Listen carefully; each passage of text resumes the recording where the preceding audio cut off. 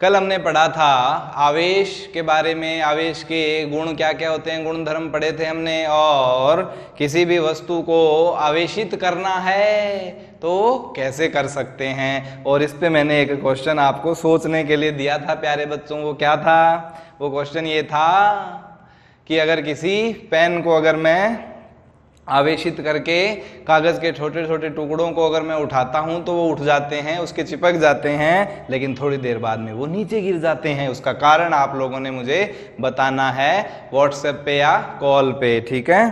तो मेरे नंबर आप मैम से ले लेना, ठीक है? चलिए, तो आज हम इस चैप्टर का जो सबसे जो मूलभूत जो चीज है वो हम पढ़ने जा रहे हैं। आज हम पढ़ेंगे प्यारे बच्चों कूलाम का नियम, ठीक है? कूलाम का नियम क्या होता है इसको हम समझते हैं। चलिए लिखिए, कूलाम का नियम, कूलाम्स लॉ, ठीक है? ये कूलाम का नियम क्या होता है? कूलाम का, जैसे आप लोगों ने 9th क्लास में एक नियम पढ़ा होगा, गुरुत्वाकर्षण का जो नियम होता है, गुरुत्वाकर्षण जो बल लगता है किन्हीं भी दो द्रव्यमानों के बीच में, G(m1 m2 upon r² type का एक बल लगता है, पढ़ा है सबने, है ना? तो कूलाम का नियम जो होता है ये बल को परिभाषित करता है किन्हीं भी दो आवेशों के बीच में लगने वाले बल को। जैसे मान लीजिए हम एक एग्जांपल लेते हैं, ठीक है? ये मैंने एक एग्जांपल लिया, ये मान लीजिए एक प्लस का Q1 आवेश है और इससे कुछ दूरी पर एक दूसरा आवेश प्लस का Q2 रखा हुआ है, ठीक है? मैं 2-3 एग्जांपल ले लेता हूँ, 2 एग्जांपल्स ले लेते हैं हम एक साथ। जैसे एक में मैंने दोनों प्लस के आवेश लिए और दूसरे एग्जांपल में मैंने एक प्लस का Q1 और ये दूसरा जो आवेश है ये माइनस का Q2 आवेश लिया। ध्यान से समझना, बहुत ही प्यारा टॉपिक है ना? तो 2 मैंने एग्जांपल लिए एक साथ।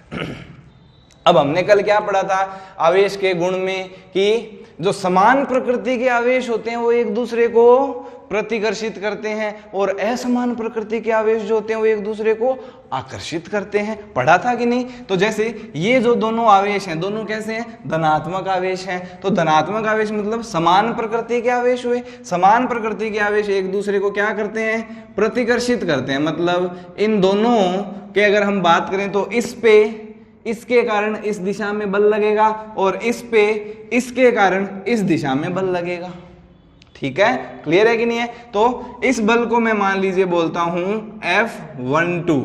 F12 का मतलब चार्ज नंबर 1 पर चार्ज नंबर 2 के कारण लगने वाला बल, ठीक है? आवेश 1 पर आवेश 2 के कारण लगने वाला बल है F12 और इस बल को मैं बोलता हूं F21।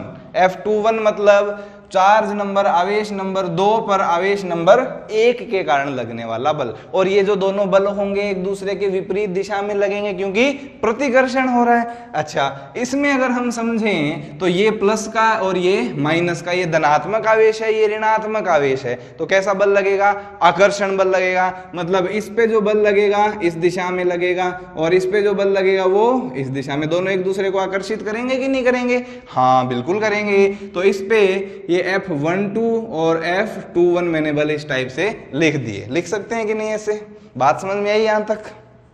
क्लियर है कि नहीं है? तो कूलाम ने क्या बोला, कूलाम का नियम क्या कहता है वो समझते हैं अब हम। जैसे ये जो 2 मैंने आवेश लिए, ये आवेश एक दूसरे से स्मॉल r दूरी पर है मान लो, ठीक है? इस एग्जांपल में भी ये जो दोनों आवेश हैं एक दूसरे से r दूरी पर हैं, ठीक है? क्लियर है? तो इन दोनों के बीच में जो लगने वाला ये जो बल है, कौन सा? F12 लो चाहे F21 लो, इन दोनों बलों का जो परिमाण होता है बच्चों, परिमाण मतलब इस टाइप से हम लिखते हैं परिमाण को, ठीक है? मोड लगाते हैं हम, ठीक है? बराबर जो F21 है, देखो ये जो बल है और ये जो बल है, दोनों बलों का परिमाण तो होता है समान, लेकिन दिशा क्या होती है? विपरीत। ऐसे ही हम इसमें समझ सकते हैं कि दोनों बलों का परिमाण तो समान लेकिन दिशा एक दूसरे के विपरीत। जैसे ये बल इधर लग रहा है तो दूसरा इधर लगेगा, इसमें ये इधर लग रहा है तो दूसरा उधर लगेगा। तो ये जो दोनों बलों का परिमाण है बच्चों, ये आवेश के परिमाण के समानुपाती होता है। जैसे ये Q1 आवेश है तो Q1 के समानुपाती होगा, और ये जो बल है ये Q2 के भी समानुपाती होगा। कौन सा? F12 या लो या F21, दोनों ही बलों का परिमाण Q1 के समानुपाती Q2 के भी समानुपाती होगा। और इन दोनों के जो बीच की दूरी है कौन सी? ये जो स्मॉल r है इसके स्क्वायर के व्युत्क्रमानुपाती होता है। ठीक है, क्लियर है? तो अगर हम इन तीनों को ज्वाइन करके लिखें, इन तीनों को एक साथ लिखें, तो मैं क्या लिख सकता हूं कि ये जो बल है, कौन सा बल? जो कुलाम बल है, जिसको Fc से भी लिख देते हैं कई बार। Fc मतलब कुलाम बल, या F21 या F12 दोनों एक ही बात है। तो इस बल का जो परिमाण होता है बच्चों, ये Q1 Q2 upon are square के समानुपाती हो जाएगा कि नहीं? देखो Q1 के समानुपाती, Q2 के भी समानुपाती और आर स्क्वायर के व्युत्क्रमानुपाती, तो तीनों को मिक्स करके लिखें तो ऐसे लिखा जा सकता है। क्लियर है कि नहीं? जहां Q1 क्या है? आवेश, Q2 भी आवेश है, और R क्या है? बीच की दूरी। Q1 और Q2 को मिलाने वाली जो रेखा है उसकी लंबाई है।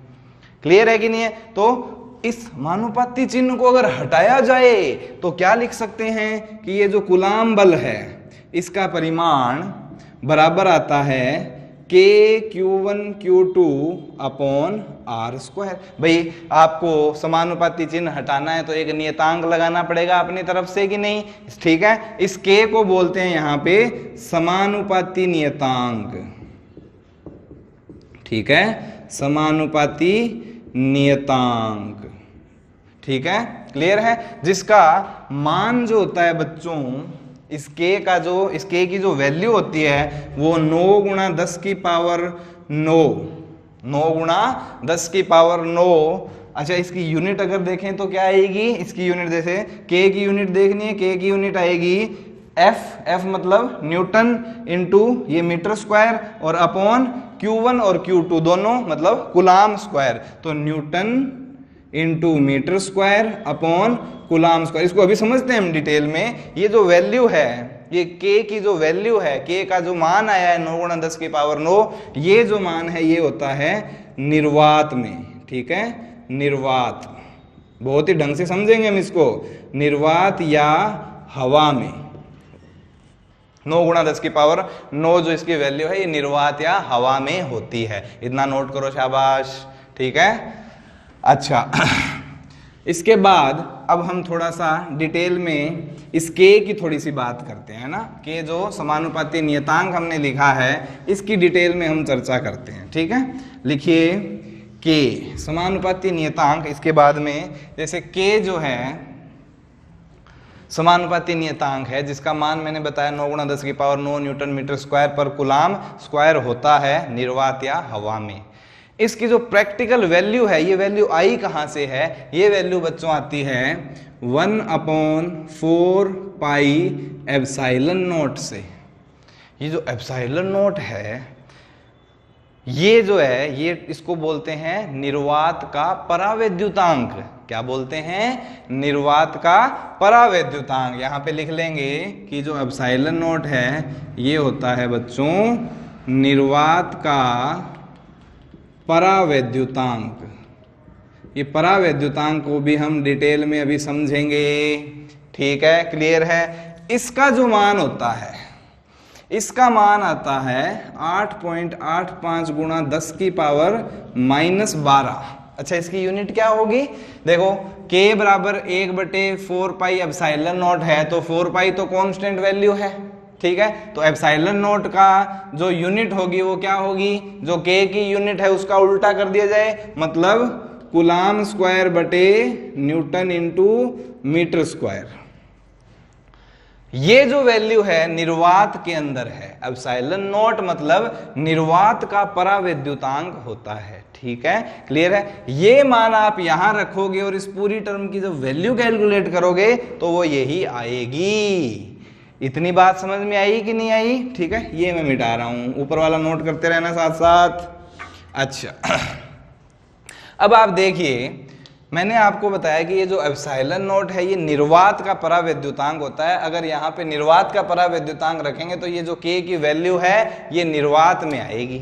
मतलब निर्वात में k की वैल्यू, निर्वात या हवा भी ले सकते हो, उसके अंदर अगर दो चार्ज रखे हैं तो आपको k का मान क्या लेना है, 9 गुणा 10⁹ न्यूटन मीटर स्क्वायर पर कूलाम स्क्वायर लेना है।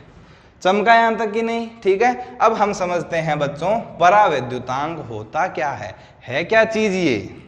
उसको समझने से पहले हम कूलाम का नियम पहले बताओ, क्लियर हुआ कि नहीं हुआ? कूलाम का नियम क्या कहता है कि किन्हीं भी दो आवेशों के बीच में अगर कोई बल लग रहा है, जो कि लगता है, तो उस बल का जो मान है वो आता है k q1 q2 बटे r स्क्वायर। कितना? k q1 q2 बटे r स्क्वायर। ठीक है। जहां k क्या है, समानुपाती नियतांक है जिसका मान होता है 1/4 पाई एप्सिलॉन नॉट, और जहां एप्सिलॉन नॉट होता है परावैद्युतांक। क्लियर हुआ कि नहीं हुआ? अच्छा, इस बल की थोड़ी सी और चर्चा करते हैं। अभी मैं परावैद्युतांक पे फिर से लौटूंगा। ठीक है, इसको हम अभी डिटेल में समझेंगे। उससे पहले जो कूलाम का नियम हम पढ़ रहे थे, कूलाम का नियम से मैंने बल का मान निकाला k मतलब 1/4 pi epsilon not into q1 q2 upon r square. अगर ये वैल्यू लिखी जा रही है तो इसका मतलब क्या समझोगे आप कि दो आवेश है q1 q2 एक दूसरे से r दूरी पर रखे हैं, और कहाँ रखे हैं, निर्वात में रखे हैं या फिर हवा में रखे हैं, क्योंकि यहाँ पे एप्सिलॉन नॉट है, इसको बोलते हैं एप्सिलॉन नॉट। क्लियर है कि नहीं है? निर्वात का परावैद्युतांक अगर यहाँ रखा है तो मतलब ये निर्वात या हवा में रखे हैं दोनों आवेश। इतनी बात क्लियर है? तो ये जो बल है यह है निर्वात या हवा में होगा। ठीक है, इतनी बात तो समझ में आती है सबको। अच्छा, अब हम जो दो आवेश लिए थे हमने, वो क्या लिए थे देखो, फिर से लौटते हैं उस पे। दो आवेश थे, q1 था एक q2 था, एक दूसरे से r दूरी पर रखे थे, दोनों मैंने पॉजिटिव चार्ज लिए मान लो। तो इन दोनों पर एक दूसरे के विपरीत दिशा में बल लगता है, क्योंकि ये दोनों समान प्रकृति के आवेश हैं तो प्रतिकर्षण बल लगेगा, है ना। तो ये जो बल है F12 लो चाहे F21 लो, दोनों परिमाण में समान और दिशा में विपरीत होते हैं। तो इसकी हम अगर प्रॉपर्टीज लिखें, इस जो बल के जो नोट्स लिखें, क्या लिख सकते हैं? पहला आप लिख सकते हो, इसको नोट करो। पहला जो इंपॉर्टेंट पॉइंट है कूलाम के नियम का वो हम लिख सकते हैं क्या? सबसे पहला जो इंपॉर्टेंट पॉइंट है वो तो ये है बच्चों कि ये जो दोनों आवेश हैं Q1 और Q2, जो दोनों आवेश हैं ये दोनों स्थिर होने चाहिए। ठीक है, तो सबसे पहला जो आप नोट डाल के पॉइंट लिखेंगे वो लिखेंगे कि दोनों आवेश स्थिर होने चाहिए। ठीक है, अच्छा, स्थिर होने चाहिए मतलब कल हमने क्लासिफिकेशन में क्या पढ़ा था? क्लासिफिकेशन में हमने देखा था कि जो स्थिर वैद्युतिकी पढ़ते हैं इसमें जो आवेश होता है वो कैसा होता है? वो रुका हुआ होता है, वो चल नहीं रहा होता है। पढ़ा था कि नहीं पढ़ा था? मतलब दोनों आवेश जो है वो चलने नहीं चाहिए, दोनों रुके हुए होने चाहिए। दूसरा जो इंपॉर्टेंट पॉइंट है इसका वो हम लिखेंगे कि जो बल लगता है, जो दोनों आवेशों पे बल लगता है वो एक दूसरे के विपरीत दिशा में और परिमाण में समान लगता है। ठीक है, तो हम लिखेंगे दोनों आवेशों पर लगने वाला बल एक दूसरे या दोनों आवेशों पर लगने वाला बल परिमाण में समान परंतु दिशा में विपरीत होता है। क्लियर है कि नहीं? ठीक है, दोनों आवेशों पर लगने वाला बल परिमाण में समान, दिशा में विपरीत होता है। तीसरा जो इंपॉर्टेंट पॉइंट है वो देखो बच्चों, सबसे इंपॉर्टेंट पॉइंट है क्या है कि ये जो दोनों बल लग रहे हैं, दोनों आवेशों पे जो प्रतिकर्षण बल लग रहा है, ये जो दोनों बल है ये इन दोनों आवेशों को जोड़ने वाली रेखा के अनुदिश लगता है। ठीक है, तो ये देखो अनुदिश इस रेखा के अनुदिश लगता है। ऐसा नहीं है कि ये बल इधर लग जाए, ये बल इधर लग जाए, या ये बल ऊपर लग जाए, ये बल नीचे, ऐसा नहीं होगा। क्या होगा कि दोनों आवेशों को जोड़ने वाली जो रेखा है, इस रेखा के अनुदिश बल लगेगा। तो तीसरा इंपॉर्टेंट पॉइंट क्या लिखेंगे कि दोनों आवेशों पर, है ना, लगने वाला बल दोनों आवेशों को जोड़ने वाली रेखा के अनुदिश लगता है। ठीक है, ओके, तो अनुदिश लगता है। नोट साथ साथ बनाते रहना है हमें। ठीक है प्यारे बच्चों, ये मैं मिटा रहा हूं। अच्छा, एक चीज और इसमें आप देखेंगे ध्यान से, वो क्या कि ये जो F12 और F21 जो बल लग रहा है, ये आवेश ये जो है परिमाण में समान है और दिशा में विपरीत है। परिमाण में समान और दिशा में विपरीत ऐसा बल कहाँ लगता था? और न्यूटन की गति का तीसरा नियम हमें क्या कहता है कि एक क्रिया प्रतिक्रिया होती थी, है ना। क्रिया प्रतिक्रिया जो बल होता है वो परिमाण में समान और दिशा में विपरीत होता है। तो इसका मतलब जो दो आवेशों पे लगने वाला बल होता है वो एक क्रिया प्रतिक्रिया बल बोल सकते हैं, क्योंकि वो परिमाण में समान दिशा में विपरीत है। तो चौथा इंपॉर्टेंट पॉइंट हम लिखेंगे कि दोनों आवेशों पर लगने वाला बल, ठीक है, या सीधा लिख सकते हैं आप कूलाम बल। ठीक है, कूलाम बल एक क्रिया प्रतिक्रिया बल होता है। ये चार बहुत ही इंपॉर्टेंट पॉइंट्स हैं बच्चों, बहुत ही ध्यान से इनको हमें समझना है। और जो पांचवा पॉइंट है वो तो और भी ज्यादा इंपॉर्टेंट पॉइंट है, इसको नोट करो, उसको समझते हैं हम। पांचवा पॉइंट क्या है? देखो, अगर मान लीजिए मेरे पास ये दो आवेश हैं, एक Q1 है और एक Q2 है, तो ये प्लस का है मान लो, ये भी प्लस का है मान लो। क्लियर है? अच्छा, इन दोनों पर जो बल लगेगा वो हमने अभी अभी समझा, इस पे इधर और इस पे इधर बल लगेगा, F12 और F21। इनका मतलब आप समझने लग गए होंगे अब तक। ठीक है, ये जो दूरी है ये R थी। अब आप इसको ऐसे समझिए, मान लो कि ये एक सिस्टम है और सिस्टम में दो आवेश रखें Q1 और Q2, तो इन पे इतना इतना बल लग जाएगा दोनों पे। अच्छा, यहां पर मैं एक और आवेश लेकर आ गया, कितना? Q3, माइनस का मान लो, प्लस का लाओ माइनस का लाओ, मतलब इस सिस्टम में मैं एक और आवेश लेकर आ गया Q3, तो इस Q1 पे जो कुल बल है, Q1 पे लगने वाला कुल बल है, वो बदल जाएगा या उतना ही रहेगा? उतना मतलब इतना ही रहेगा, या अब कुछ और बल भी लगने लग जाएगा? कुछ और भी लगने लग जाएगा। बिल्कुल सही बात है। जैसे इन दोनों को जोड़ने वाली रेखा ये है, ठीक है, Q1 और Q3 को जोड़ने वाली ये जो रेखा है, ये प्लस का और ये माइनस का आवेश है, तो दोनों पे कैसा बल लगेगा? आकर्षण बल लगेगा। तो इस पे मैं Q1 पे बात कर रहा हूं, तो Q1 पे इस दिशा में बल लगेगा, किसके कारण? माइनस Q3 के कारण। समझिए इस बात को आप। ये मैं R1 दूरी ले लेता हूं, ये R2 दूरी ले लेता हूं, ठीक है। तो सिर्फ Q2 अगर रखा था, Q1 और Q2 रखे थे, तो ये बल लग रहा था। और जब मैं Q3 का और लेके आया, माइनस का Q3 और ले आया, तो इधर की तरफ एक F13 बल और लगने लग गया। तो F13 Q1 पे बल लग रहा है और Q1 पे F12 भी लग रहा है, तो इस पे नेट जो बल होगा इस दिशा में कहीं ना कहीं आएगा, मतलब इन दोनों का जो परिणामी बल आएगा वो Q1 पे कुल जो बल लगेगा वो आएगा। इतनी बात तो सबको समझ में आती है, हमने सदिश पढ़ा हुआ है कि ये बल अगर पता हो, ये बल पता हो, ये कोण पता हो, तो ये निकाला जा सकता है कि नहीं? कैसे? कि ये F नेट बराबर क्या आएगा? इसका स्क्वायर प्लस इसका स्क्वायर प्लस 2 इंटू ये इंटू कॉस ये थीटा। F12 और F13 के बीच का जो कोण है थीटा आ जाएगा। अच्छा, मैं आपको क्या बता रहा था कि किन्हीं दो आवेशों पर लगने वाला जो बल होता है, किन्हीं दो आवेशों के बीच में जो लगने वाला कूलाम बल होता है बच्चों, वो किसी तीसरे आवेश के आने से प्रभावित नहीं होता है। ये क्या बोला, सुनो फिर से सुनो, कि किन्हीं दो आवेश, जैसे पहले Q1 और Q2 आवेश रखे थे, तो इन दोनों आवेशों के कारण Q1 पे इतना बल लग रहा था, ठीक है। अब मैं Q3 बल और लेकर आ गया तो Q1 पर कुल बल तो बदल गया, लेकिन ये जो बल है F12 जो बल है, इसके परिमाण पे कोई प्रभाव नहीं पड़ेगा। मतलब Q3 के कारण, Q3 के आने के कारण Q1 पे जो F12 बल लग रहा था पहले से, वो लगता रहेगा, उस पे कोई चेंज नहीं आएगा, लेकिन Q1 पर कुल बल बदल जाएगा।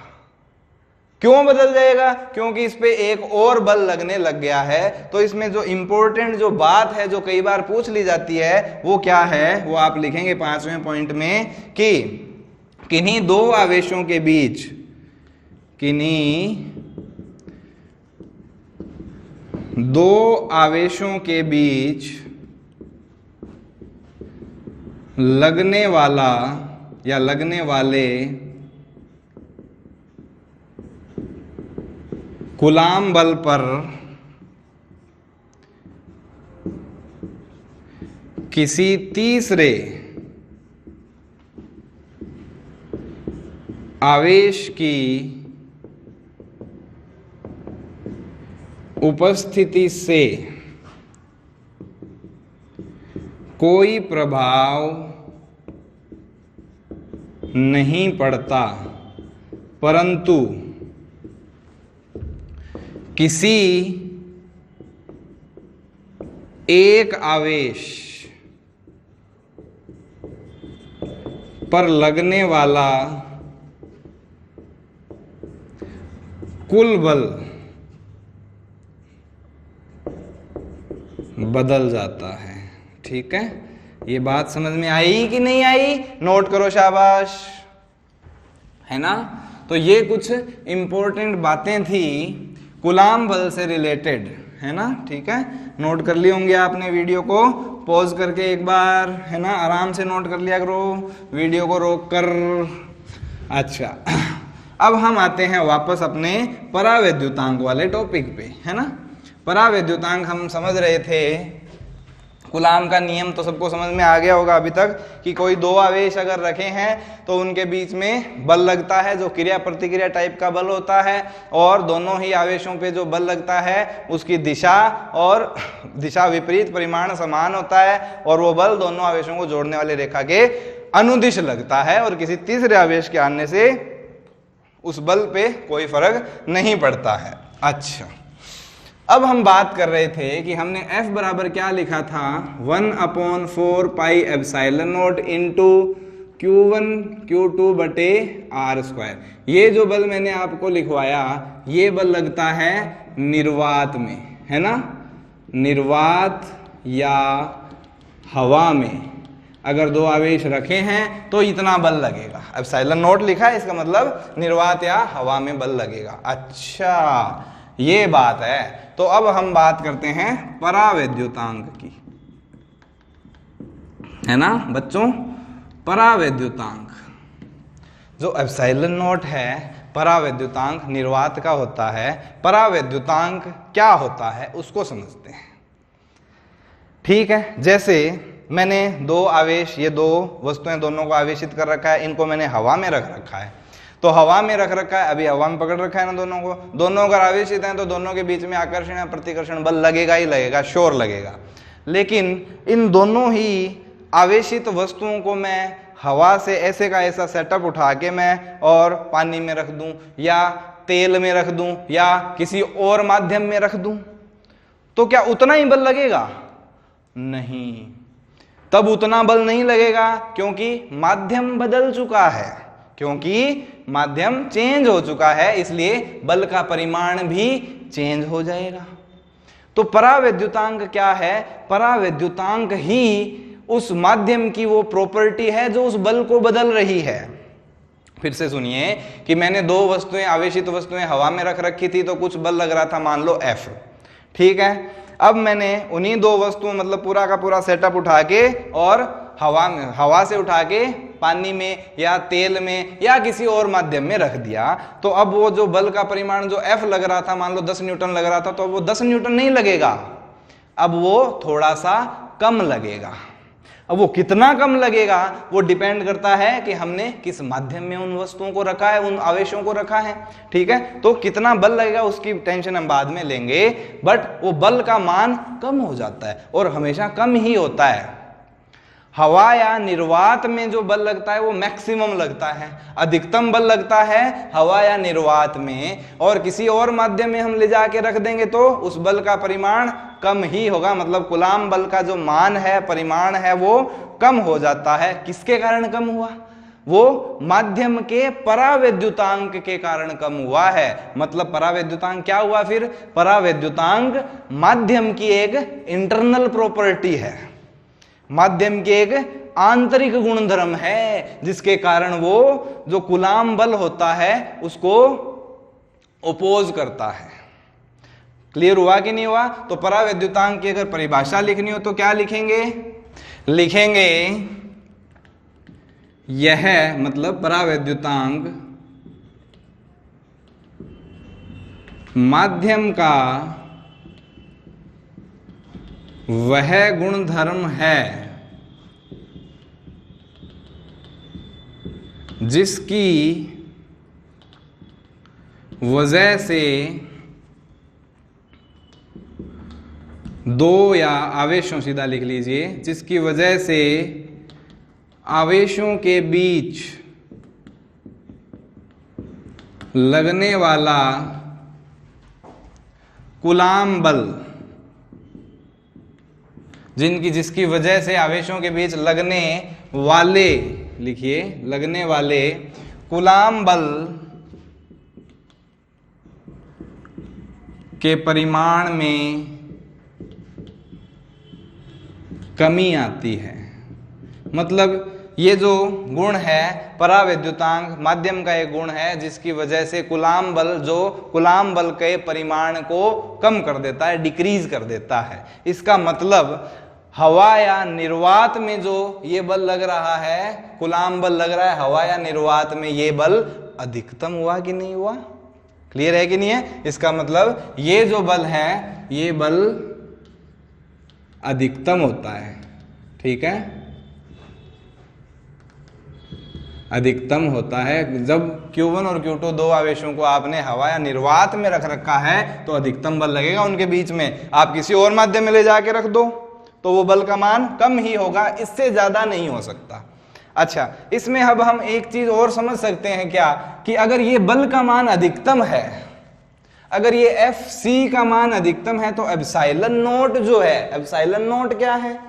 निर्वात का परावैद्युतांक, तो उसका मान अधिकतम हुआ कि न्यूनतम? मतलब किसी माध्यम में अगर मैं बात करूं तो माध्यम का परावैद्युतांक निर्वात के परावैद्युतांक से अधिक होगा कि कम होगा, उसको समझते हैं। देखो, अगर ये बल, इसको एक कंक्लूजन मैं यहां पे लिख दूं कि अगर ये बल अधिकतम है तो एप्सिलॉन नोट क्या हुआ? न्यूनतम हुआ। ठीक है, क्या हुआ? न्यूनतम हो गया। मतलब एप्सिलॉन नोट जो कि वैल्यू लिखी थी हमने 8.85 गुणा 10 की पावर -12 कूलाम स्क्वायर पर न्यूटन मीटर स्क्वायर, वो जो वैल्यू है वो न्यूनतम वैल्यू होती है। मतलब निर्वात और हवा में जो गुण है, जो परावैद्युतांक वाला गुण है, वो मिनिमम ओपोज करता है, न्यूनतम ओपोज देता है किन्हीं भी दो आवेशों के बीच में लगने वाले कूलाम बल को। और उसी को हम किसी माध्यम में रख देंगे तो वो जो विरोध हो रहा है, जो कूलाम बल को का जो विरोध कर रहे हैं, वो ज्यादा होने लग जाता है किसी भी माध्यम में। क्लियर है कि नहीं है? तो किसी माध्यम में अगर मैं बल लिखूंगा कूलाम बल, तो वो कैसे लिखूंगा? वो हम लिखेंगे K Q1 Q2 upon R², जहां K का मान हम लिखेंगे 1/4 पाई एप्सिलॉन, नोट नहीं लिखेंगे अब, एप्सिलॉन इनटू Q1 Q2 बटे R²। ये जो बल का मान लिखेंगे हम, ये हम लिखेंगे किसी माध्यम में। ठीक है, ये निर्वात में, ये माध्यम में। माध्यम में लिखना है तो एप्सिलॉन लिख देंगे, सिंपल सा। ठीक है, अब एप्सिलॉन क्या है? एप्सिलॉन है माध्यम का परावैद्युतांक। माध्यम का परावैद्युतांक, और एप्सिलॉन नॉट क्या है, निर्वात, ठीक है, अगर वो माध्यम निर्वात या हवा है तो उसका परावैद्युतांक। चमका कि नहीं, ठीक है। और एप्सिलॉन नॉट का मान मिनिमम होता है जो कि 8.85, कितना, 8.85 गुणा 10⁻⁻12 कूलम स्क्वायर बटे न्यूटन मीटर स्क्वायर होता है। इससे ज्यादा ही होगा अगर किसी और माध्यम के परावैद्युतांक की बात की जाए तो। चमका कि नहीं, ठीक है, क्लियर है, नोट करो इतना, शाबाश, ठीक है। नेक्स्ट देखिए, इसको नोट कर लिया आपने, वीडियो को आराम से पॉज करके, ठीक है। ये बातें देखो, छोटी छोटी बातें हैं बच्चों, लेकिन बड़ी काम की बातें हैं। इन्हीं में हम गलती कर देते हैं नॉर्मली, जो कि आपको नहीं करनी है, ठीक है, क्योंकि आप मेरे से पढ़ रहे हो। अच्छा, चलिए एक और इसमें छोटी सी चीज हम पढ़ लेते हैं, सापेक्ष परावैद्युतांक। ये क्या होता है, इसकी भी लगे हाथों चर्चा कर ली जाए, ठीक है। सापेक्ष परावैद्युतांक ये क्या बला है ये, जिसको हम लिखते हैं एप्सिलॉन आर से, है ना। ये क्या होता है, छोटी सी टर्म है कि ये जो एप्सिलॉन आर मतलब सापेक्ष परावैद्युतांक होता है, इसको डिफाइन किया जाता है माध्यम का परावैद्युतांक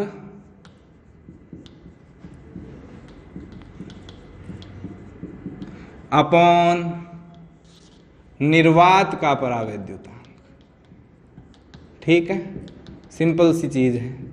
माध्यम का परावैद्युतांक बटे निर्वात का परावैद्युतांक, मतलब एप्सिलॉन आर जो है इसका मान होता है एप्सिलॉन बटे एप्सिलॉन नॉट।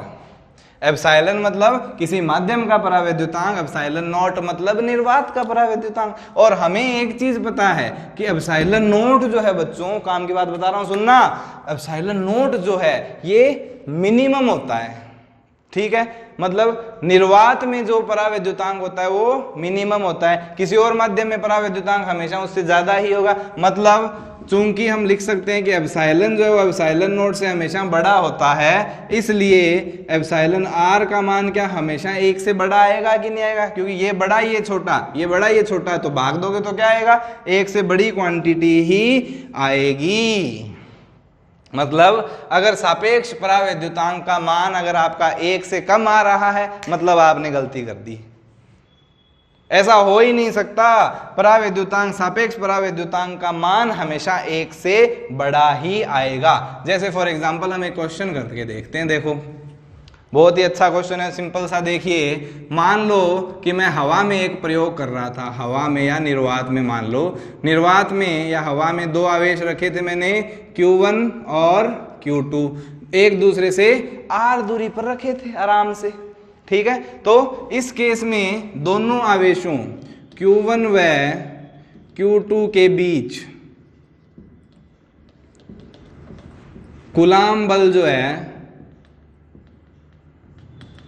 वो लग रहा था F, मतलब इस पे भी F, इस पे भी F, विपरीत और परिमाण में समान तो लगेगा ही लगेगा। अब मैंने क्या किया, इन दोनों आवेशों को उठाया और तेल में ले जाके रख दिया, ठीक है। कहाँ रख दिया, तेल में ले जाके रख दिया, जिसका परावैद्युतांक हमें पता नहीं है, ठीक है। ये पूरा का पूरा ऐसा का ऐसा सेटअप उठाया और ले जाके तेल में रख दिया। अब जो Q1 व Q2 है, Q1 व Q2 के बीच अब जो बल लग रहा है, कौन सा, कूलाम बल, ठीक है। इस बल का मान बच्चों हो गया, मान लो F/3, कम तो होगा ही होगा, ये तो श्योर है, वो F/3 हो गया। पहले F लग रहा था हवा में, अब F/3 हो गया। तो तेल का परावैद्युतांक ज्ञात करो। वीडियो को पॉज करो, खुद से सोल्व करने की कोशिश करो प्यारे बच्चों, इस पूरे को नोट करके, शाबाश, ठीक है, खुद से सोल्व करो, वेरी गुड, शाबाश, वाह वाह, क्या बात है, क्या बात है। तो आई होप आप लोगों ने ईमानदारी दिखाई होगी और खुद से सोल्व कर लिया होगा, है ना, कर लिया कि नहीं। जैसे देखो कैसे करेंगे कि हमने जब हवा में रखा हुआ था तो बल लग रहा था F, तो इस F का मान क्या आएगा 1/4 पाई एप्सिलॉन नॉट लिखेंगे क्योंकि हवा में है, इनटू Q1 Q2 बटे R स्क्वायर, इतना बल लगेगा F का जो मान, इस F का जो मान आया वो ये आएगा।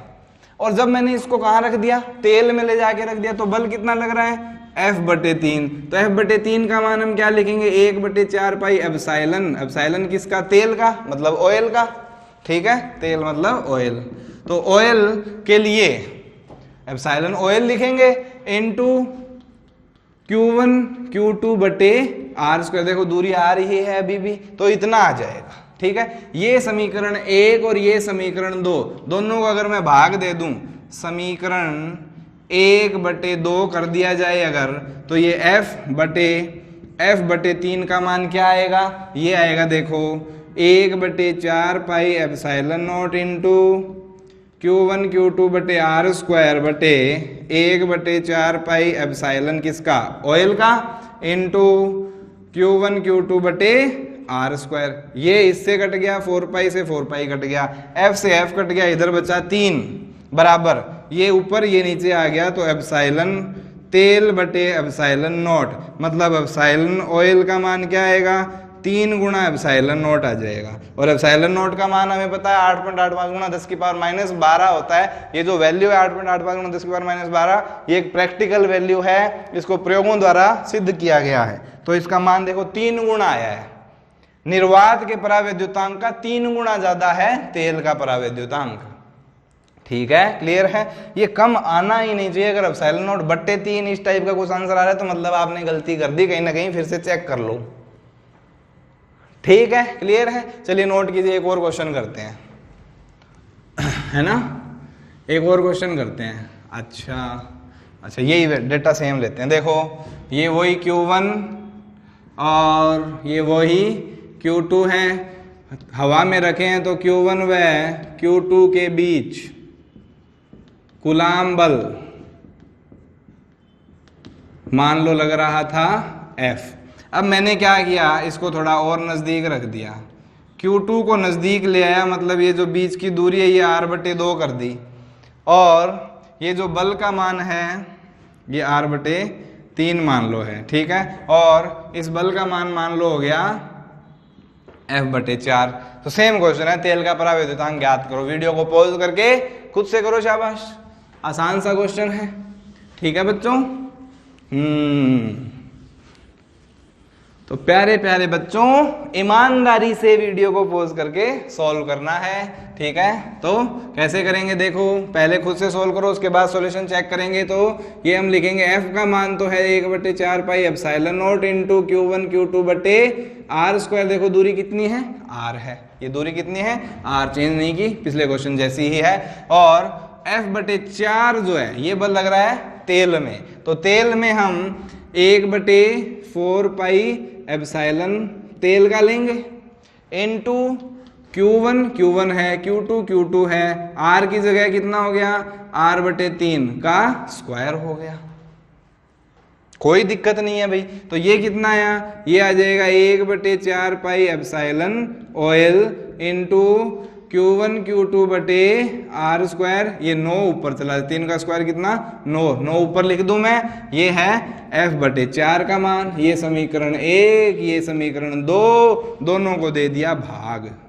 तो समीकरण 1 बटे समीकरण 2 करिए तो ये F/4 बचेगा बराबर, देखो ये और बराबर क्या आएगा 1/4 pi epsilon not into Q1 Q2 बटे R स्क्वायर बटे 1/4 pi epsilon oil into Q1 Q2 बटे R स्क्वायर। अच्छा एक नहीं, यहाँ कितना है 9 है, तो 4 पाई कट गया, Q1 Q2 R स्क्वायर सब कट गया, क्या बचा, ये F से F कट गया, बचा इधर तो 4 और इधर बचेगा अपना एप्सिलॉन तेल बटे एप्सिलॉन नॉट, और ये 9 यहाँ आ जाएगा। तो इससे एप्सिलॉन ऑयल का मान क्या आया, ये आया 36 एप्सिलॉन, 36 गुणा होगा निर्वात के परावैद्युतांक का, 36 गुणा तेल का परावैद्युतांक होगा इस वाली सिचुएशन में।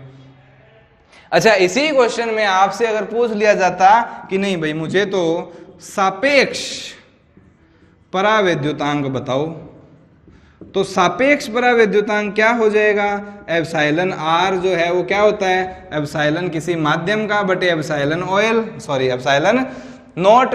तो ऑयल का हम निकाल चुके हैं, जैसे इस क्वेश्चन की बात करें तो 36 एप्सिलॉन नॉट बटे एप्सिलॉन नॉट आएगा, मतलब 36 आएगा, सिर्फ ओनली 36, कोई यूनिट नहीं, कोई मात्रक नहीं, कुछ भी नहीं, सिर्फ 36। मतलब जो सापेक्ष परावैद्युतांक होता है ना, ये एक मात्रकहीन राशि है, इसका कोई मात्रक नहीं है, कोई आगे पीछे नहीं है, कोई माँ बाप नहीं है। ठीक है, क्लियर है, चलिए नोट कीजिए, शाबाश। तो हमने क्या सीखा अभी तक, कूलाम का नियम कैसे अप्लाई करना है, जो दो आवेश होते हैं दोनों के बीच में जो बल लगता है उसको कूलाम बल कहते हैं, और इस बल का मान होता है K Q1 Q2 बटे R स्क्वायर। ये जो बल है दोनों को जोड़ने वाली रेखा के अनुदिश समान होता है परिमाण में और दिशा में विपरीत होता है, इसीलिए इसको क्रिया प्रतिक्रिया बल भी बोल देते हैं। क्लियर हो गया होगा यहाँ तक, ठीक है प्यारे बच्चों, यहाँ तक नोट कीजिए। नेक्स्ट अपने लेक्चर में कूलाम के नियम का सदिश रूप पढ़ेंगे।